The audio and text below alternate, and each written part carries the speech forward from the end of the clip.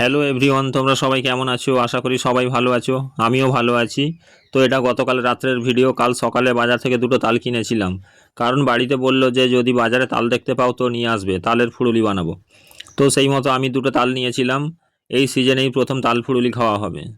তো প্রথমে এখানে তালের গাঁতটা এইভাবে বের করে নেওয়া হচ্ছে, আর আমাদের পাজিটা বসে বসে সমস্ত প্রসেসটা দেখছে, কারণ এর আগে সে এগুলো দেখেনি, তাই সে একটু বেশিই আনন্দিত। কাল আমার জিমে লেগ ওয়ার্কআউট ছিল, এই সমস্ত কিছুর জন্য জিমে আর গেলাম না। তাল খাচ্ছি, তোতে দিব না তাল।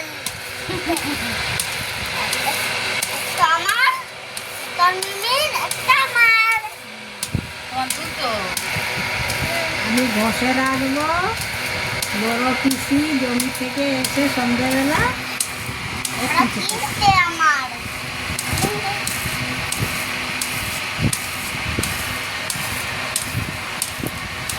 এটা কি হচ্ছে সোনা?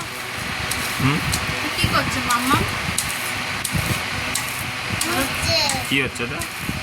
কি খাবি? তুমি কি খাবে? কি খাবে তুমি বলো? আনা আমি কি করছি, আমার দেন না খাচ্ছি ওটা।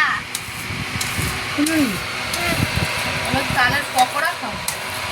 দাঁড়াও, তালের গাঁতটা বের করে নেওয়ার পর এখানে কড়াইতে ভালো করে গরম করে নেওয়া হচ্ছে। গরম করে নেওয়ার পর প্রথমে পরিমাণ মতো চিনি দেওয়া হচ্ছে। দাও, দাও। আনা তুমি দাও, তুমি দাও।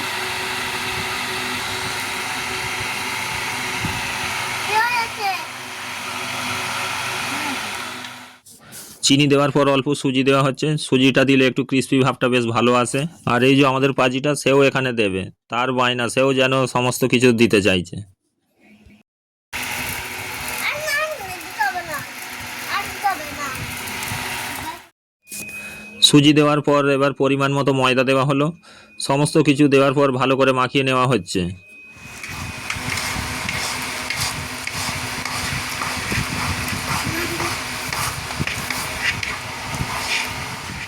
এবার কড়াইতে তেল গরম হয়ে গেছে, শুধু ছাড়ার অপেক্ষা।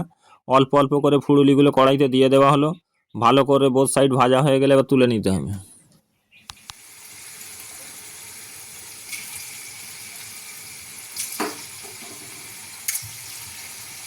দুবার, দুবার, দুবার।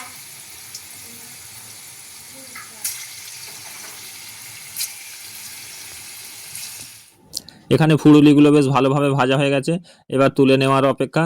আমাদের গরম গরম ফুলুলি রেডি। কাল রাত্রে এগুলো খেয়েই ঘুমিয়ে পড়েছিলাম, আর কিছু খাওয়া হয়নি। সারা সপ্তাহ ডায়েট করার পর এক আধ দিন খাওয়া যেতেই পারে, তেমন কিছু এসে যায় না।